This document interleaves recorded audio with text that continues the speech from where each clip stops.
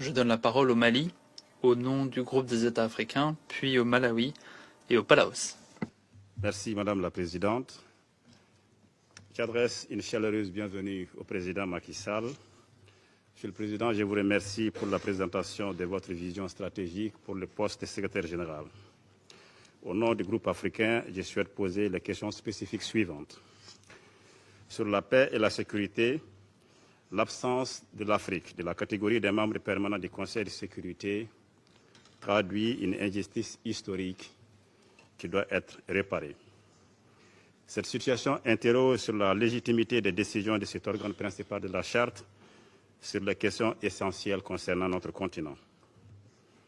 Quelle est votre appréciation de la position africaine commune sur la réforme du Conseil de sécurité et comment comptez-vous utiliser l'autorité et l'influence du bureau du secrétaire général pour faire avancer les négociations intergouvernementales sur cette question? Ensuite, nous avons la résolution 2719 du Conseil de sécurité qui a créé un cadre permettant aux opérations d'appui à la paix dirigées par l'Union africaine de bénéficier des contributions statutaires des Nations unies pour la mise en œuvre de cette résolution importante. Cependant, la mise en œuvre de cette résolution reste dans une impasse. Quelle est votre approche de la troisième revue annuelle et comment comptez-vous prendre en charge cette absence continue de volonté politique? Sur la question du développement, comme vous le savez, Monsieur le Président, le développement devient une priorité de premier rang pour l'Afrique.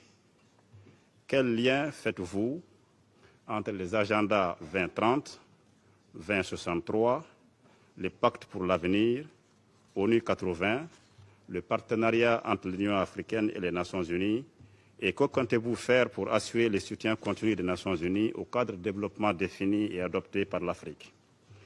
Quelles actions concrètes comptez-vous poser pour faire avancer la réforme des institutions financières internationales, y compris l'amélioration de la représentation de l'Afrique au sein de ces institutions, sans oublier, vous venez de le dire, les agences de notation et les systèmes biaisés d'évaluation s'agissant de l'Afrique? Comment comptez-vous assurer que les mécanismes de financement du climat, notamment les fonds pertes et dommages, soient accessibles aux pays africains et convenablement financés? Quel programme du secrétaire général actuel pour l'Afrique allez-vous maintenir et renforcer? Je vous remercie. Je remercie le représentant du Mali qui s'est exprimé au nom du groupe des États africains. Je vous donne la parole. Le représentant du Mali, je voudrais vous dire toute la solidarité que j'ai pour le peuple malien et les peuples du Sahel qui, en ce moment, fait face aux conséquences du terrorisme international. Et pendant de nombreuses années, ici, devant la tribune des Nations Unies, nous avons plaidé pour que le Conseil de sécurité puisse prendre des mesures d'accompagnement et que nous ne devons pas laisser les seuls pays engagés au front face au terrorisme. Aujourd'hui, nous le savons, l'Afrique devient le ventre mou dans la lutte contre le terrorisme international. Or, il faut une action collective et c'est le rôle du Conseil de sécurité d'assurer la responsabilité de la paix et de la sécurité mondiale. Je voudrais, profitant de votre question, rendre un hommage aux casques bleus tombés au champ d'honneur. Depuis la création, c'est plus de 4000 membres des casques bleus qui sont morts au front. Aujourd'hui encore, on a eu des décès. Nous savons que ces missions sont délicates, sont difficiles.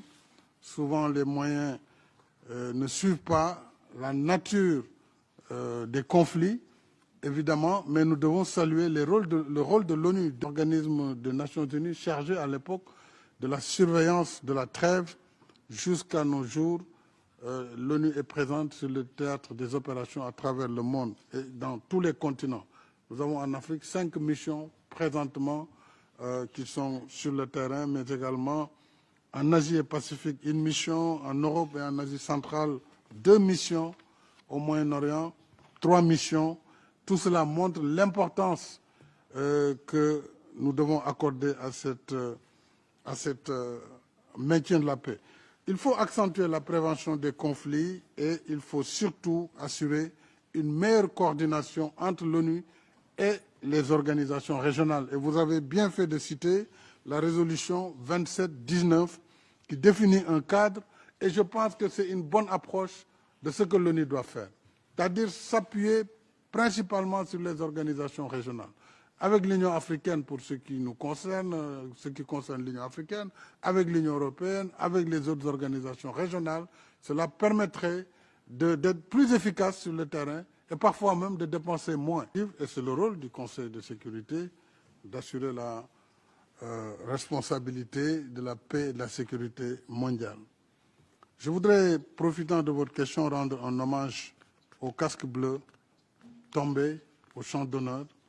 Depuis la création, c'est plus de 4000 membres des casques bleus qui sont morts au front. Aujourd'hui encore, on a eu des décès. Nous savons que ces missions sont délicates, sont difficiles. Souvent, les moyens ne suivent pas la nature des conflits, évidemment, mais nous devons saluer le rôle de l'ONU depuis 1948, où la première mission, qui était l'ONU-ST, l'organisme des Nations Unies, chargé à l'époque de la surveillance de la trêve, jusqu'à nos jours, l'ONU est présente sur le théâtre des opérations à travers le monde et dans tous les continents. Nous avons en Afrique 5 missions présentement qui sont sur le terrain, mais également en Asie et Pacifique, 1 mission, en Europe et en Asie centrale, 2 missions, au Moyen-Orient, 3 missions. Tout cela montre l'importance que nous devons accorder à cette maintien de la paix. Il faut accentuer la prévention des conflits et il faut surtout assurer une meilleure coordination entre l'ONU et les organisations régionales. Et vous avez bien fait de citer la résolution 2719 qui définit un cadre et je pense que c'est une bonne approche de ce que l'ONU doit faire. C'est-à-dire s'appuyer principalement sur les organisations régionales. Avec l'Union africaine pour ce qui nous concerne, ce qui concerne l'Union africaine, avec l'Union européenne, avec les autres organisations régionales, cela permettrait d'être plus efficace sur le terrain et parfois même de dépenser moins. Donc je crois que si je suis élu, travailler très étroitement avec l'Union africaine pour la mise en œuvre de la résolution 2719, mais travailler également pour qu'il y ait une convergence entre l'agenda 2030 de l'ONU, l'agenda 2063 de l'Union africaine, mais également le pacte de l'avenir qui est déjà un pacte pour l'ensemble du système onusien. Et enfin, nous travaillerons sur le financement du climat qui reste un défi.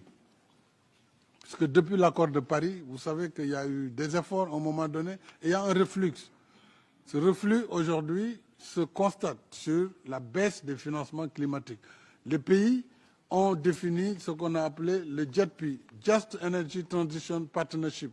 Et ça, c'était une manière de contourner l'absence de financement concessionnel et que chaque pays membre qui était un pays engagé pour l'adaptation devrait revoir un peu ses engagements nationaux et serait accompagné pour le financement de l'action climatique. Je pense que ces JETP doivent pouvoir se poursuivre. Je veillerai à ce que les pays engagés dans cette voie aillent pour une transition climatique qui soit juste et équitable. Je vous remercie.